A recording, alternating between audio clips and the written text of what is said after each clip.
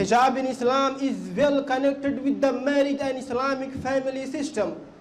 The West consider a society a group of individuals free to indulge in any activity that involve them personally.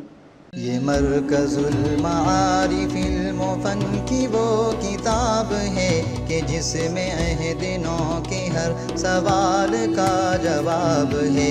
ये मरकज़ुल मारिफ़िल मुफ़न की वो किताब है कि जिसमें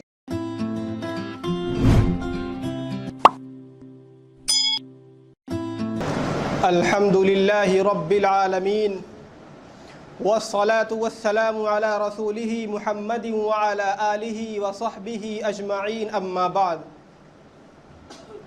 Honorable President of today's program, distinguished judges and dear all. First of all, I would like to greet you with the Islamic greeting. Assalamu alaikum wa rahmatullahi wa barakatuh. Today, I will speak on the concept of hijab in Islam. Allah subhanahu wa ta'ala says in the glorious Quran, وَقَرْنَ فِي بُيُوتِكُنَّ وَلَا تَبَرَّجْنَ تَبَرُّجَ الْجَاهِلِيَّةِ الْأُولَى. Surah Ahzab chapter 33 verse 33.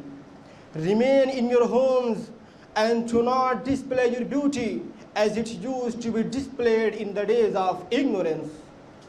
Dear audience, hijab in Islam is well connected with the marriage and Islamic family system.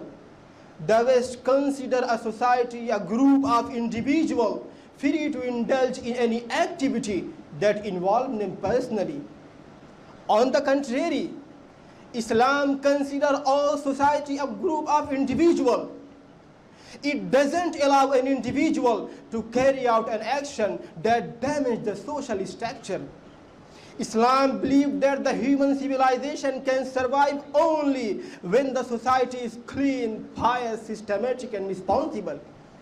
The success of the society lies in the spiritual development. Free sexual relationship, uncontrolled carnal desire, shamelessness and nudity are disaster for the human civilization. It will lead to a horrible end. Even some Western writers have admitted that the human civilization is a must for any flourishing society. The last president of Soviet Union says, our family system has been destroyed. The disadvantages of the women emancipation are more than its advantages. So Islam had put certain regulation in order to protect the society. It has forbidden marriage between mahram relatives to purify the family system and to lessen the chances of sexual relation to the least degree. It commands Muslims to marry as soon as possible. Islam asks men to always cover their bodies from navel to knee, while the women were commanded to always cover their bodies except face, hand and feet. It is unlawful for both men and women to open these parts before any person other than their spouses. The women have been prohibited to go outside without any obvious reason.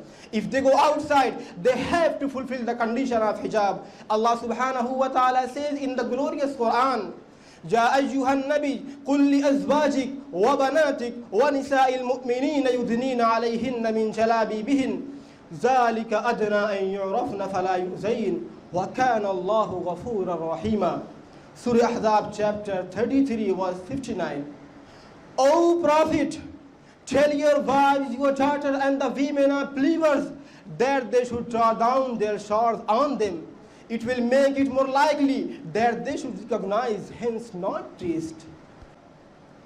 Dear audience, in Islam, a woman should stay in house. Even it is better for her to offer prayer in the corner of house.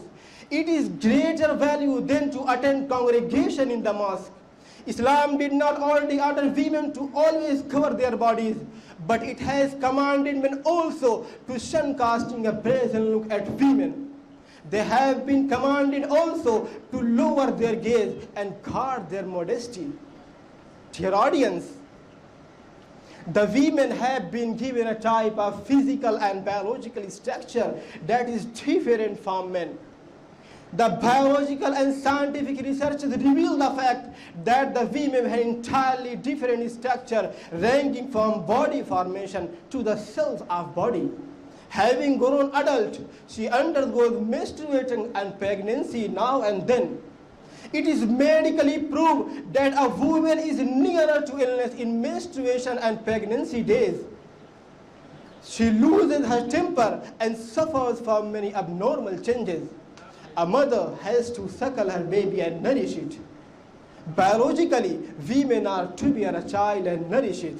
Because of these biological and natural reasons, a woman is not able to do hard work like men. Their advancement is to allow their natural and biological growth, not to suppress it or give it an opposite direction. Therefore, Islam has done a different framework for both men and women. The women have full freedom to excel in their field. The duty of nursing a child and managing the home is greater value than to earn money. If she earns money, she serves an ordinary work. But if she nourishes a child, she cooperates with the society to produce good and noble member for it.